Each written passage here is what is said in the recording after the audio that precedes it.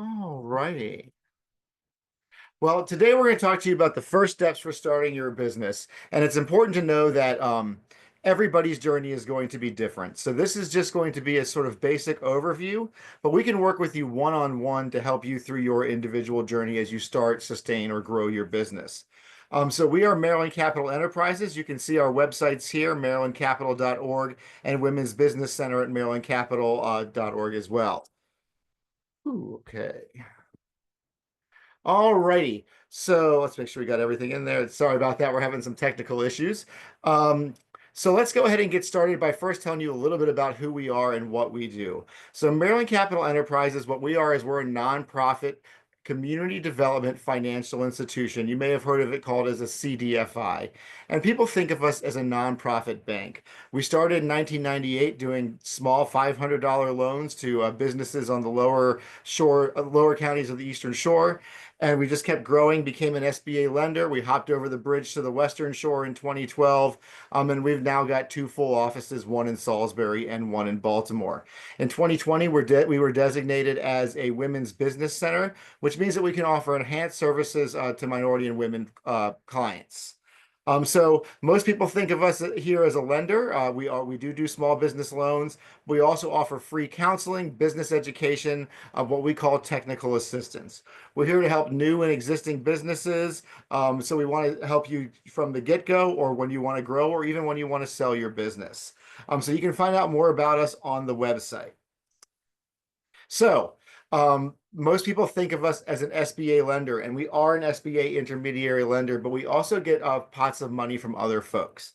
And what that means is that we're going to be able to, if your loan is approved, look at those different pots of money and get you into the loan with the lowest interest rate and the longest term. And we do that so you have the lowest possible minimum monthly payment, and then anything you would pay over that goes directly to your principal. Again, we do offer the free counseling and training to any business, whether or not they ever plan to borrow with us, as long as you're in our service area. So, with that, we're going to go ahead and get started with the first steps for starting your business. So, the first question is, why would you want to start a business? And a lot of people want to do it, to make some more money, to do something they're passionate in or they're talented at. They may have found a hobby that's starting to make them a little bit of money, and maybe it's time to see if we can turn that into a career. Maybe you're sick of working for the boss and you're ready to start your own business and be the boss. You might want to have some flexible hours, or you might want to develop something new while you've got your current job. But it's going to take a whole lot to start that business. And the way I like to look at it is like you're building a building. So if you think in downtown Baltimore, you're going to see a whole bunch of vacant lots with signs that say that something is going to be built there. Um, You'll then see almost 18 24 months where it looks like nothing is going on. And what they're doing at that point in time is environmental studies, getting all the money together, making sure the building is going to meet their needs. They're building a foundation, and then as soon as the building starts, usually goes up pretty quickly and is open pretty quickly. When you build a strong foundation, it makes everything else easier, and this is going to take time. It's going to take a lot of planning. It's going to take creativity, because there are things that are going to pop up that you and I could just never imagine, and it's going to take hard work. If you want to start your business because working for somebody else is too hard, you might not be the right person to start a business.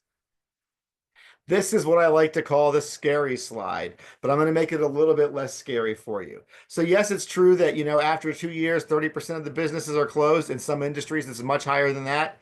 And after 10 years, 80% of businesses are closed. But businesses close for all kinds of reasons. They can sell it to another person. They can retire. They can be owned by a serial entrepreneur who gets bored and wants to do something else.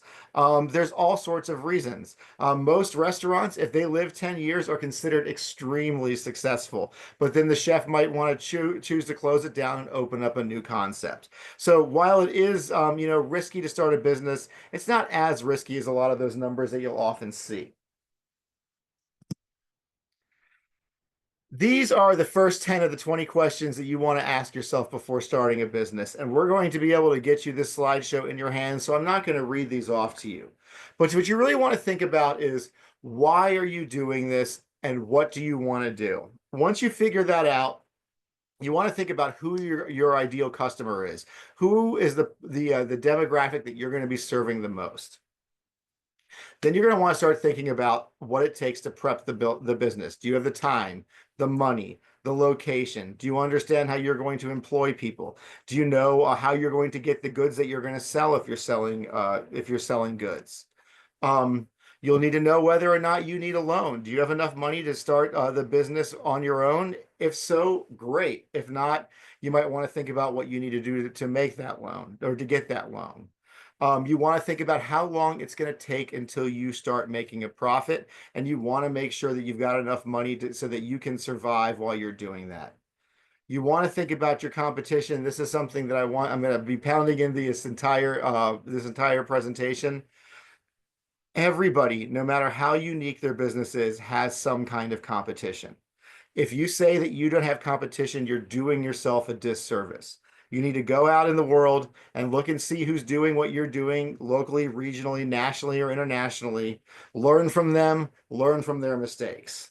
We'll go into more competition later. You want to think about your pricing structure, your legal setup, your taxes. You're going to need insurance. How much is that going to cost? And how are you going to run the day-to-day business and get people to know about what you're doing?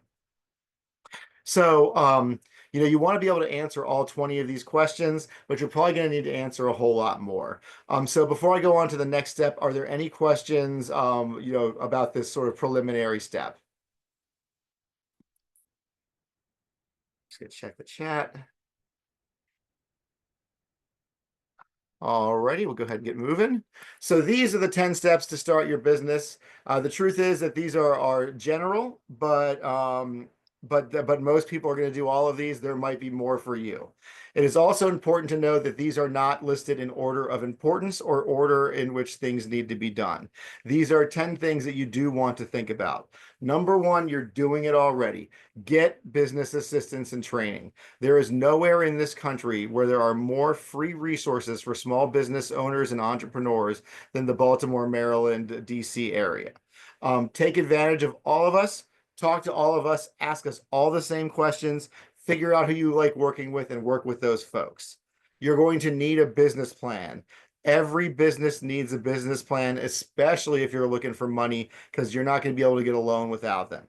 The good news is that we will be able to help you write your own plan, and you'll find that it's probably a lot easier than you think if you haven't started it.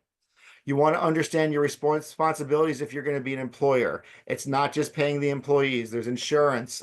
There's insurance for the employees. There's workman comps. There's payroll. There's all kinds of things. So you really want to understand down to your locality what you need to do to be an employer. You want to choose a business location. So you want to, if you're not a home-based business, do you need a storefront that's on a main street that gets a whole bunch of foot traffic? Or are you more of a destination business, maybe a warehouse or something like that, that can be off the beaten path? You also want to think about certain areas have different incentives. Grants are very, very rare for small businesses, but there are physical locations on main streets throughout the country and throughout the state where you can get your local jurisdiction to pay for part of your signage, ramps, security, lighting, things like that. Then you want to determine the legal structure of your business and understand you can change this. So, it's easier to set up, a sole proprietorship, but it leaves you with more risk. An LLC takes a little bit more, but it takes some of the risk away from you. Well, we can help you determine what makes the most sense for your business. You want to register a business name, and if you think you might be a serial entrepreneur, do you want to have an umbrella bigger business with smaller ones doing business as underneath? Or do you want to have each business be its own separate entity? There are different reasons why that might be positive one way or the other. You need to register for state and local taxes. You need to keep your business in good standing. If it's not, you're not eligible for any of these services. Get any license or permits that your municipality, county, or state requires.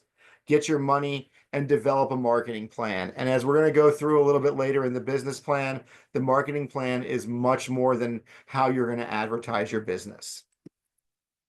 So a little bit about that with understanding your market and why that's important. So if you understand that there is room for you in the market and what your market is looking for, it's going to greatly reduce the business risk. It's going to let you know how to make changes to your business so that it suits the market you're in. And it will also help you identify problems that might be coming up. When you're writing your business plan, you want to use data on citations for any information you have about this. We're going to do a whole step about the business plan in just a few moments.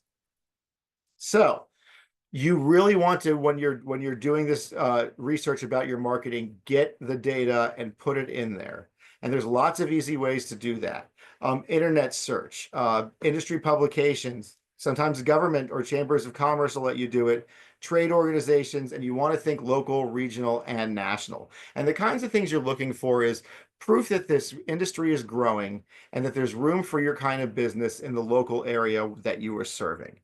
So you want to find quotes about, year over year growth, about needs in certain communities, and just, put one or two of them in and cite it, and you'll be good on that business plan.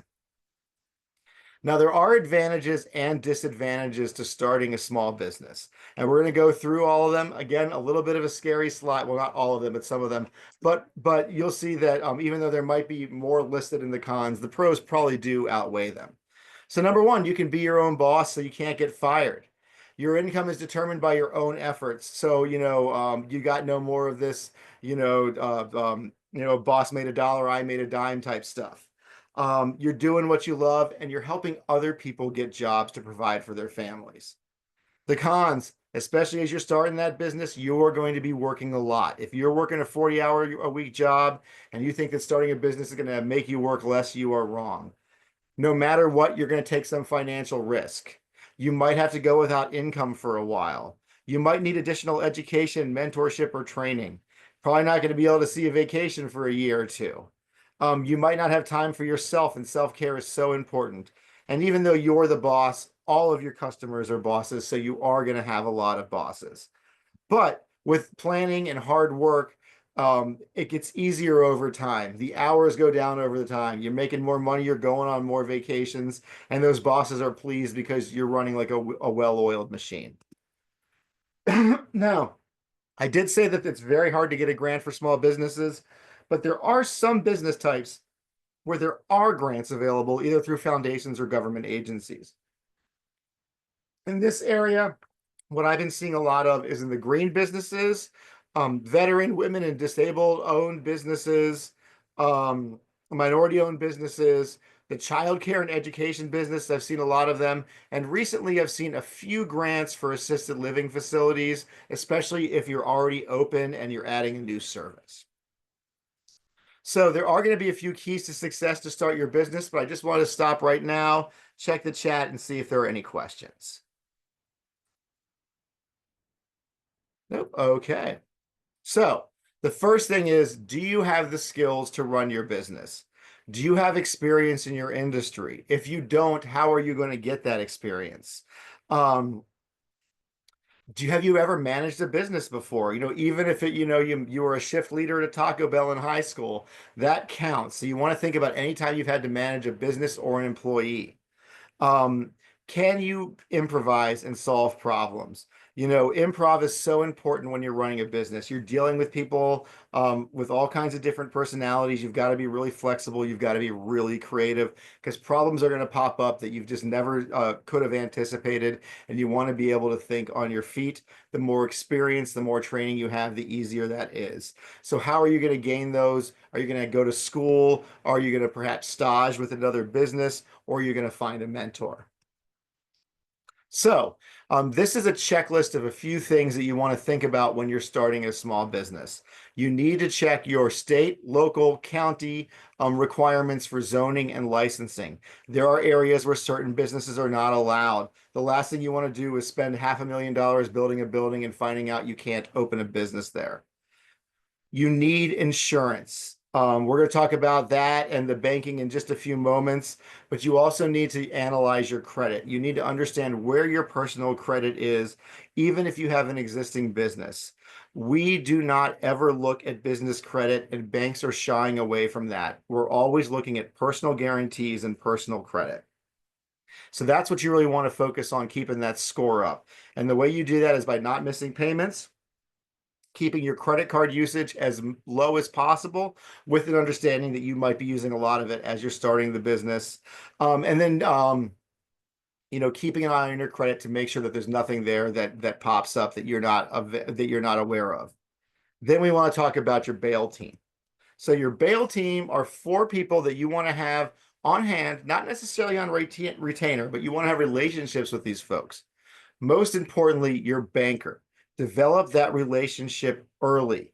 If you've got a business banker that you're working with before you need to get a loan, and you're coming and you're checking in a couple times a year, they're going to know your business. They're going to know you. They're going to know your dedication. You're going to start talking about personal life. They're going to know about your kid's softball team. Makes it a lot harder for them to say no when you do apply for that loan, and it makes them a better advocate for you if they need to fight for you. An accountant. Every business needs some sort of accounting help, even if you are an accountant. When you're starting a business, you're often in the weeds, and you can miss filing deadlines, which will take you out of being in good standing and again make you ineligible for a lot of services. You want to have an insurance agent. If you have a business, you need insurance. Some insurance policies are as little as $600 a year, but if you're working with food, kids, transportation, things like that, it is going to go up, and it can go up significantly. And then a lawyer. Again, no need for a retainer here, but know a couple small business lawyers where you are. Ask them some questions. Let them know about your business so that if you do need them, you've got a relationship before you start. So we're about to go into the second part of this presentation, which is about business plans and cash flows. So I'm going to give one more opportunity for questions before I get into that. All right. While letting folks think, just for folks who came a little bit late, I'm putting my contact information in the chat again. All righty. So your business plan is a blueprint for your business. What that means is think of it as a book or a paper that somebody can look at. They'll understand exactly what you're doing, why you're doing it, and how you're going to do it. And there's a lot of reasons why you want to do that. You want to do it so that in case you get sick, somebody else can pick up and help you out. You want to do it because if you're going to apply for a loan or a grant, you definitely need a business plan. And you want to do it so that when you are in the weeds, you've got something you can look at and ground yourself with. But I like to think of a business plan like a resume. When you're applying for jobs, you're going to make changes to your resume based on who you're applying to. Same thing here. If you're applying for a loan, you want to instill into that bank that you are going to be able to pay back that loan. If you're applying for a grant, you're going to want to talk about all the good your business is doing for the community. Yes, the bank is happy that you're doing good stuff for their community, but ultimately they answer to their shareholders and their customers, and they need to make money. So you want to change things around based on who is going to be reading that plan. So before I go into the different parts of the business plan, one question I often get is how long should a business plan be? And the answer to that is it depends on your business. When we're looking at these for a loan, we don't want a book or an encyclopedia. Generally, plans that are 6 to 12 pages contain everything that we need. There are certain businesses that are much more technical that are going to need to be much longer. If you do that, I would recommend having a smaller plan and then refer to the other stuff as an addendum, because if somebody gets a 500-page business plan, they're just going to glaze over and they might not give it as hard of a look as they would if it was a 5 or 10-page plan. So I'm going to break this down into 4 parts. This is the way I would write my business plan, but I can't tell your story better than you can. If you can find a way that it makes more sense to tell it without sections or with sections in a different order or with things moved around, that is absolutely okay. Go for it. What you really want to be able to do is make sure that all of this information is in your plan. So the first part is your executive summary. This is actually a part that's easiest to write last sometimes because you'll be pulling from information throughout the rest of the plan.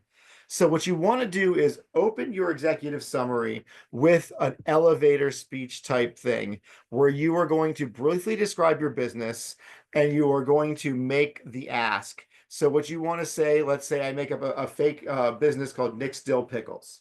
So I would say Nick's Dill Pickle is a pickle wholesaler operating out of Baltimore, Maryland, owned by Nick Rudolph.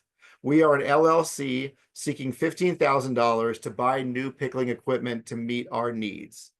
Now, once you've got those first two sentences, the reader knows exactly who you are, what you do, and what you are asking of them. Then they'll be able to read the rest of the plan with that in mind. And so that way it makes it a little bit easier to get a yes to whatever question you're asking. Then you want to talk about why you started this business. Where is the passion?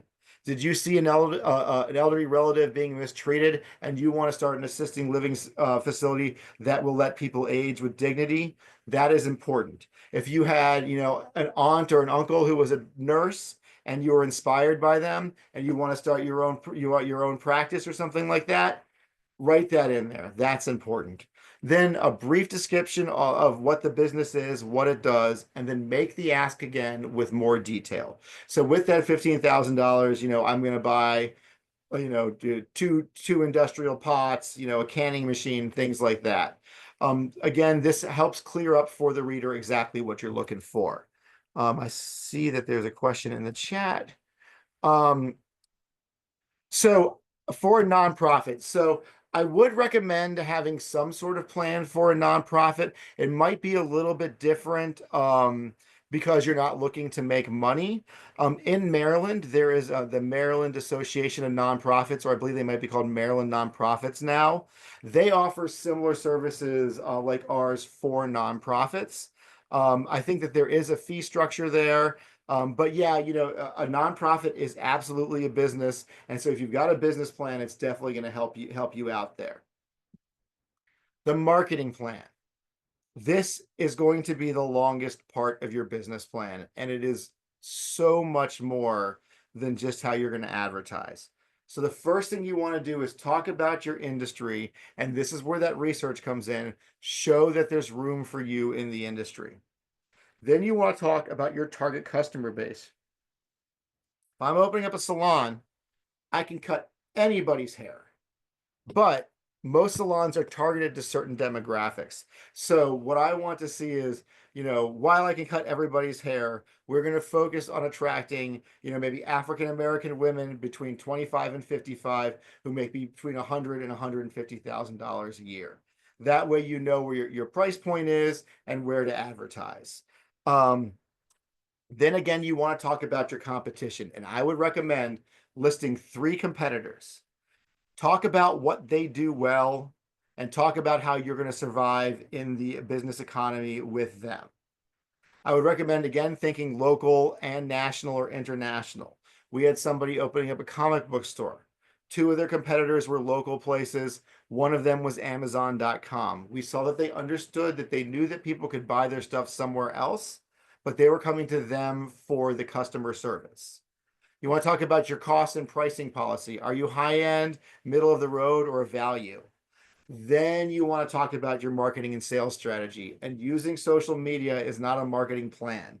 We want to know what social media you're going to use, how you're going to roll it out. We want to see that the investment that you're making in your advertising is going to turn into customers walking through the door. And that's going to help you identify your competitive edge.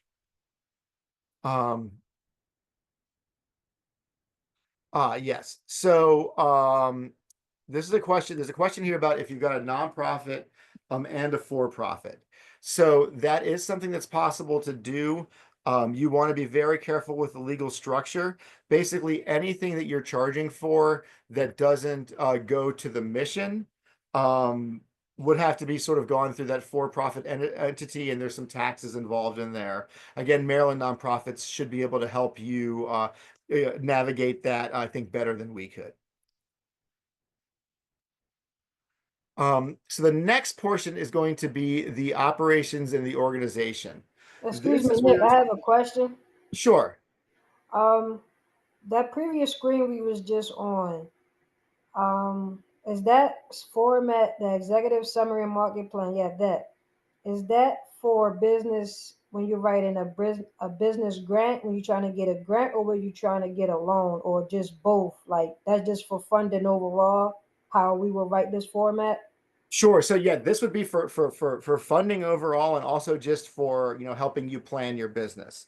So all loans Okay. and most grants are going to require a business plan, but when you're applying for a grant, you're probably going to have to do additional writing as answering the questions that the foundation or the government needs in order to give you that money. But with a few small changes, a plan should work for both. Okay, thank you. Awesome. All right, so I've got one more question here. Awesome, so thank you. So we're gonna go ahead and move on to the organization. So that's the day-to-day. So are you going to be home-based, online, or are you gonna have a brick and mortar? What is the legal form of your business gonna be? Are you going to have employees? And if you are, who's gonna manage them? Are you running the day-to-day of your business, or are you keeping your job and having employees or family run it? You want to talk about any licenses that you need and who your insurance company is. Then you want to talk about your contingency plans. What happens if you can't work for 6 weeks or 6 months? How is your business going to run? And with the COVID plan, I know that we're sort of getting out of that. But what we want to talk about is, if a customer or an employee reports with COVID or some other serious illness, how are you going to let your employees and your customers who may have been impacted know about that? You also want to talk about your quality control. Who's going to answer the phones for customer complaints? How is that going to work? The next part, the financial plan, seems like it might be the scariest, but it actually might be the easiest. If you're a startup, what we really just need to know is, what are your startup costs, and what do you need to do to break even? So you want to figure out, how many sales or how much money you need to do a month or a year to break even. Then you want to talk about, especially if you're going for a loan, credit. If you have any credit issues in your past, this might be a good place to put those. The thing that lenders dislike more than bad credit is being told that you're going to have good credit, and then seeing that they knew all along that they had some issues on their credit report. We hate surprises. If you know you missed 3 car payments a year ago, tell me, tell me why it happened. You couldn't work for 3 months because you got the flu and it was so bad that you were bedridden. Well, that's a good reason to miss some payments. And that's something we can overlook.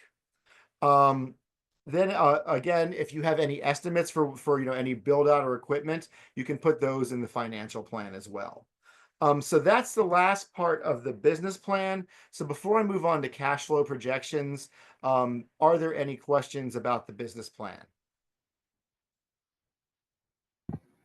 Can Nope. you go back to that screen for a second? I just wanted to Sure. take a picture of it. Sure. And we will send you the full set of slides.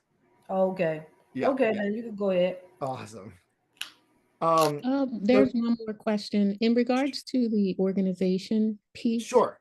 and hiring of employees. If Yes. contractors may be involved, would that also be disclosed in this section? Yes, that is great. A great question. If you know that your employees are going to be W-2 or 1099, say that. If you're going to have a mix, say that and explain why that is. Oftentimes in construction type businesses, you've got some internal staff and then some 1099s doing the day work. Absolutely okay. If you know already how that's going to run, definitely put that in the business plan. All right, let's check the chat one more time. All righty. So cash flow projections. What are they and why do we need them? So simply put, cash flow projections are showing how much money you think is going to come in and how much money you think is going to go out, so you can figure out if you're making a profit for your business. It's a little bit more complicated than that.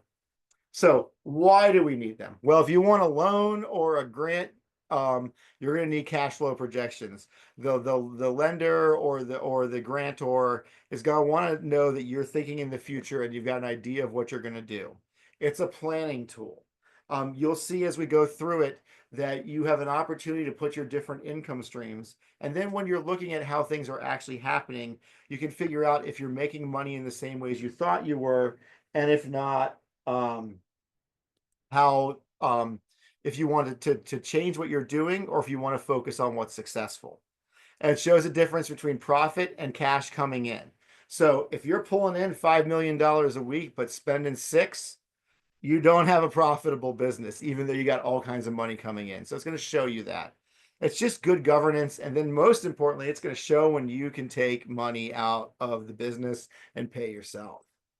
So look at that scary spreadsheet. That's a lot, but it's actually very easy to do. It's important to understand that this is a living document that's going to change over the life of the business. Not only is it okay for some cells not to be accurate, odds are that not a single cell on there is going to actually be 100% accurate. We're just looking for estimates. We want you to be realistic and not too bullish. I know you're going to make $1 billion the first year, but if you tell my loan committee that you're making $1 billion the first year, they're just going to think that you've got unrealistic expectations. We had a person who said, you know, I make wedding invitations, handmade. It's just me. It's $1,000 a wedding. There's 10,000 weddings a year in Maryland. I'm going to make $10 million a year. Well, not everybody gets wedding invitations. Not everybody's spending $1,000 on them. Some people elope, you know, all kinds of these things. Show me that you can make your money doing 5 or 10 a month. And then if you get 10,000, you're just making a bunch of money, and that's wonderful. This is where the streams of income is important. As I said before, this is going to let you know exactly how the money is coming in, and expenses, the same thing. Break it out into as much detail as you can. You want to think about things like accounting, marketing, insurance, taxes, trash management, supplies like paper, pencil, stapler, staples, all of that kind of thing. You want to think about whether or not your sales change month to month. If you're a landscaper, you're probably making more in the spring, summer, and fall than in the winter, things like that. Everybody forgets to put their loan as income and their loan payments as expenses. So I'm just going to drill that in. Put the loan as income in month 1 and have the loan payments as expenses starting in month 2. If you have other loans, disclose them here. And we're going to want to make sure that you're paying yourself. We're a nonprofit. We help people start businesses to build strong communities. Strong communities have folks who are able to, you know, afford housing, clothing, food, and fun. So we want to make sure that you're able to do that with your business. Before I go into our loans, cash flows do look daunting. So we are able to, if you become a client with us, and everything we're talking about here is going to be absolutely free, to work with you either in person or on Zoom to do a 2-year monthly cash flow projection for your small business. That is something that you could turn in for a loan for us or to a bank. Usually takes a little bit less than an hour if you've got all your numbers together. And it's something that we just absolutely love to do. So if you're having a little bit of trouble with your cash flow projections, let us know and we'll see if we can help you out. So now we're going to get to the real fun part. We're going to talk about the money, and I think that's what most people want to know about. So right there, that's a picture of Snug Books. That's one of our loan recipients a few years ago on Harford Road in Lauraville. They're awesome. Go check them out. They did not pay me to say that. So our traditional loans are 2 separate loans. For a new business, a startup, and we consider any business that has 2 full years old, 2 full tax years old, or newer, a startup, you're eligible to apply for up to $35,000. If you've been around longer than that and you can convince us, you can get up to $150,000. Now the terms are going to be 1 to 10 years based on the size of the loan. $50,000 loan is going to be 6 or 7 years. Anything over 100 is going to be 10. 20 will probably be 3 years. We can figure that out. Now, interest rates are currently set at 6 to 12%, but I'll let you know that just about every single loan that I've seen go out in the past few years has been at 8%. So that's the assumption that I use. We do require collateral for the loan. It does not necessarily need to be the full amount of the loan. Houses and fully paid off automobiles are best, but we can be very flexible with collateral. So just because you don't think you have it doesn't mean you don't. Remember I said that these loans are personally guaranteed. Anybody who owns 20% or more of this business is going to have to personally guarantee a loan and fill out some paperwork. We're going to pull your credit if you're one of those 20%. If your business is owned by a group of folks who nobody owns 20%, we're going to want to see 3 or 4 people personally guarantee the loan. If there's 20 people who own the business, we do not want to see 20 people personally guaranteeing the loan. Plus, that would raise your costs significantly. Our application fee is $100 plus $25 per credit report. So if you're a one-person business, it's $125. If you're a four-person business, it's $200. And you pay that up front, and it is non-refundable.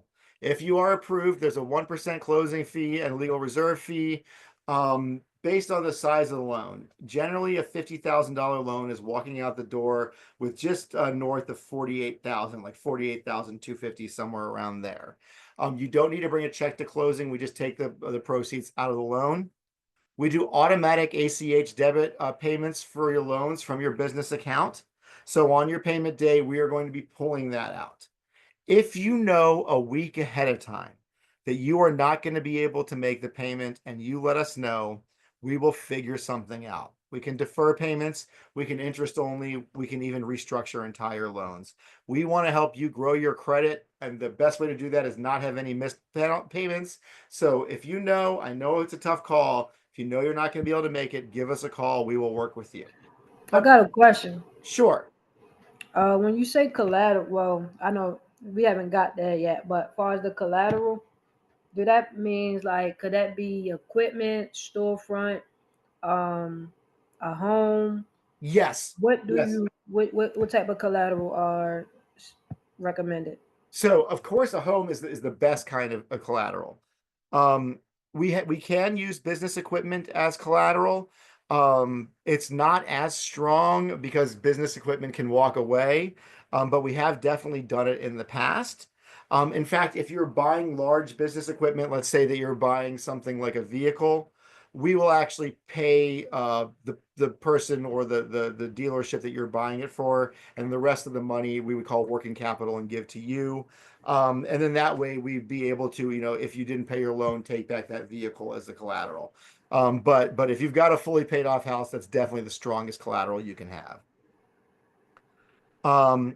So with the no penalties for prepayment, what that means is if you're doing real well, you can pay off more than your minimum amount, and all of that's going to go straight to the principal.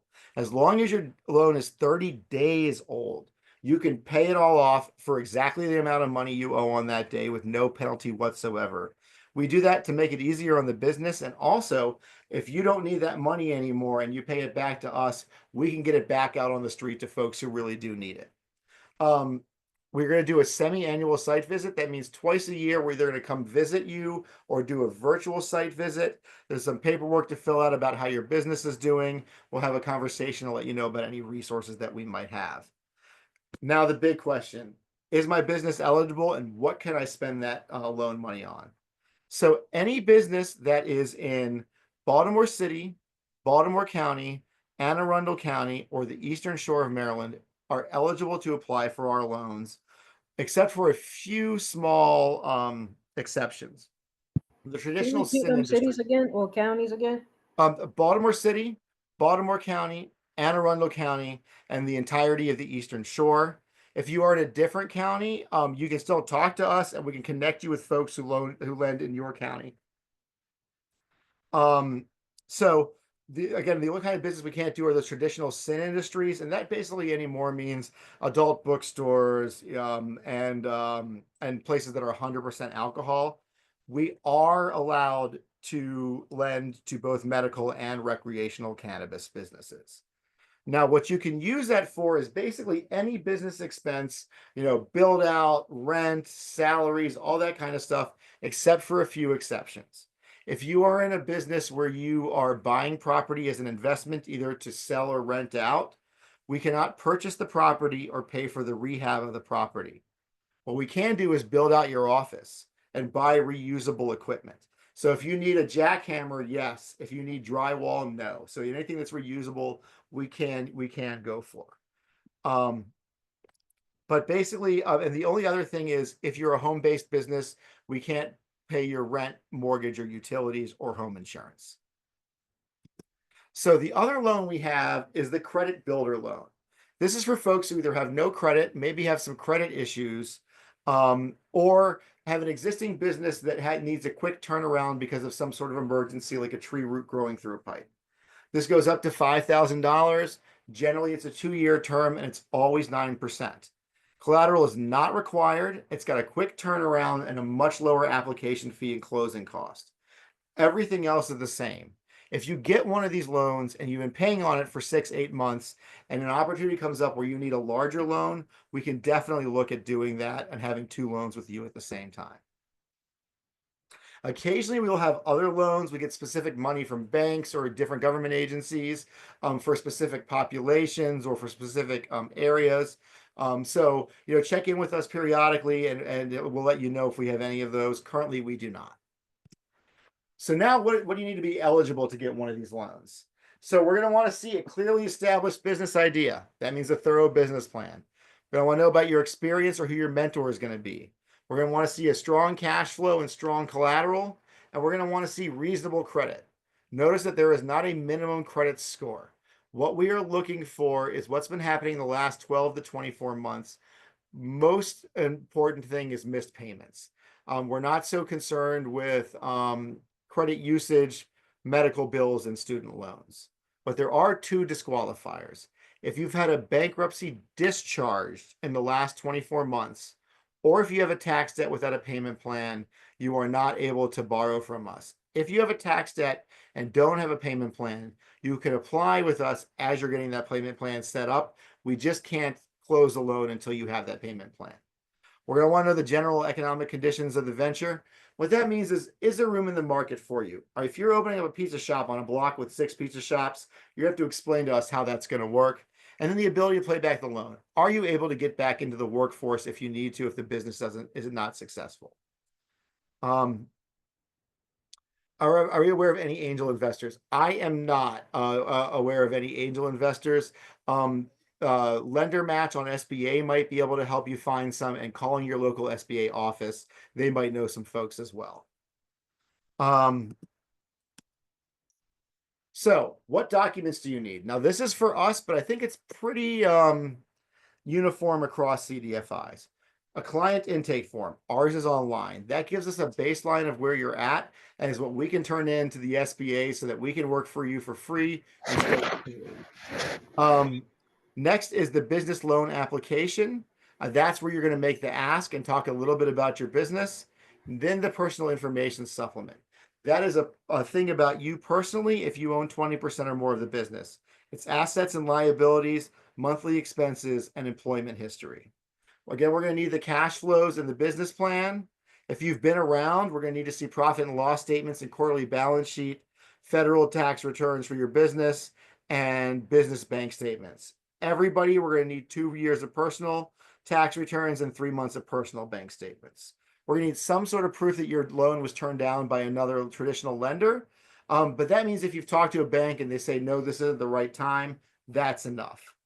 Everything else here is optional. If you can get reference letters, if you can get, your lease, some estimates, some invoices, licenses, contracts, all that's going to help tell your story and help get a yes.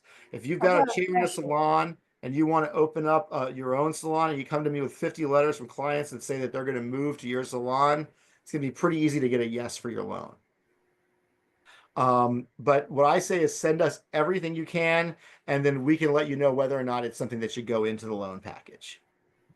So what happens next? We take applications through the first Friday of the month. If the first Friday is something like the first or second, we'll extend it to the second Friday. You're assigned the MCE staff. There's 4 of us up here in Baltimore and a whole bunch in Salisbury. You submit the paperwork.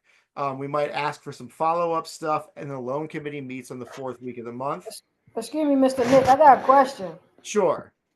Can you go back the screen? I think you had, yeah, right there. So where you're asking for, where it says business federal tax returns, and personal federal. So you said, what if the business is new? Then you don't need those.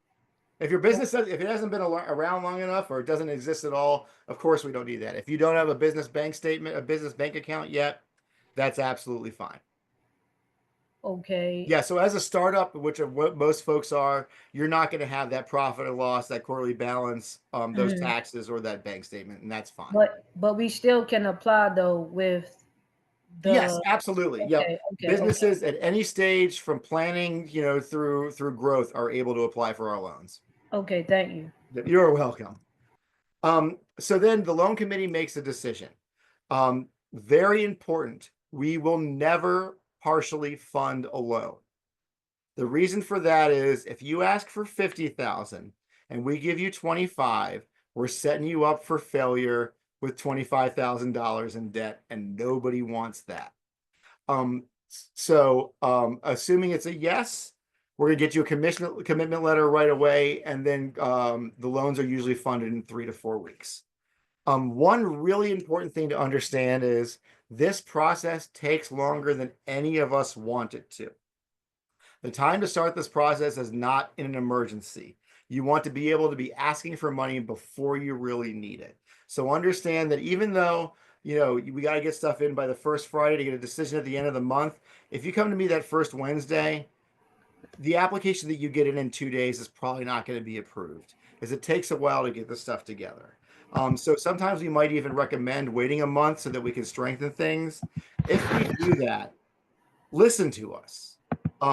We'll tell you the hard truths. Because if you get a no, you have to wait a year to reapply. But if you just wait that month and fix those things and get a yes, then it's only 30 more days as opposed to 365. Just understand this is not a quick process, but starting a business shouldn't be a quick process.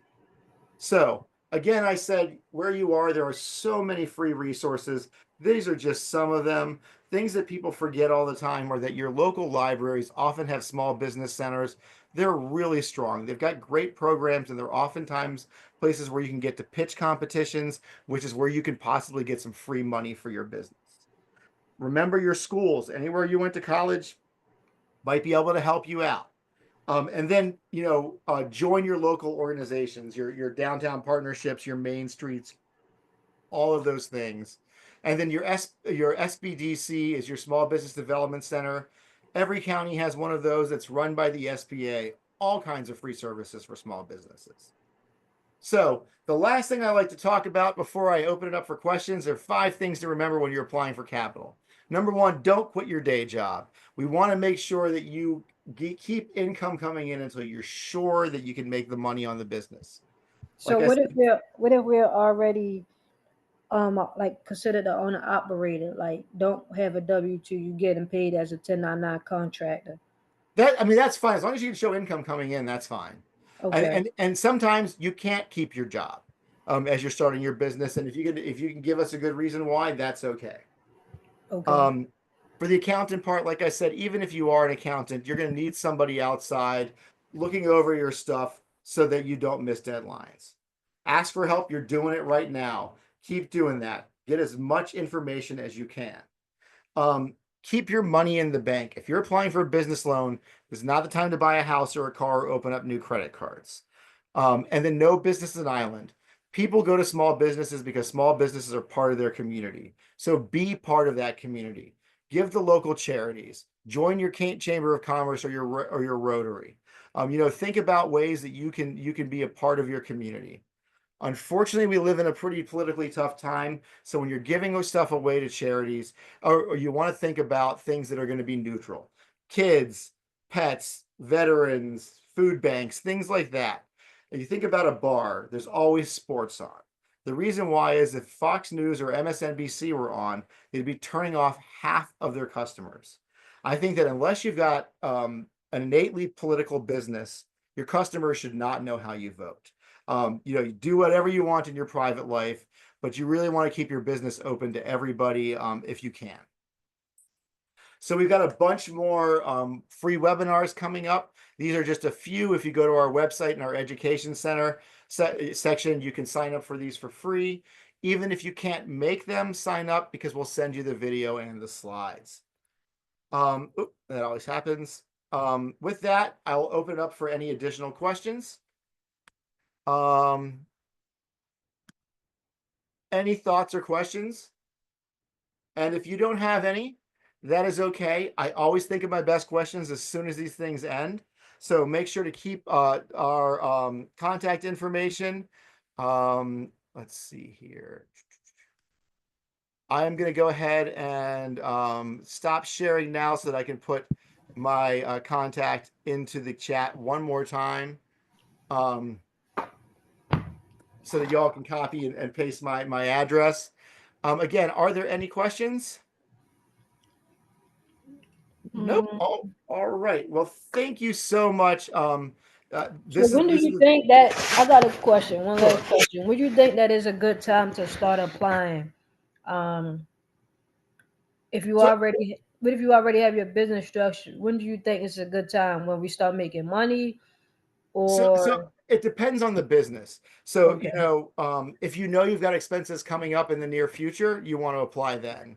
But if you go to our website and fill out our client intake, or just send me an email, even, we can set up a okay, time to talk about your specific business needs. okay. I One will thing do that's that. good to know, as a women's business center, we oftentimes, if we don't have expertise in house, if you're a women's business center client, we can find money to pay for a couple of hours with a consultant for you. So just come to us with all the questions. We'll figure out a way to answer them.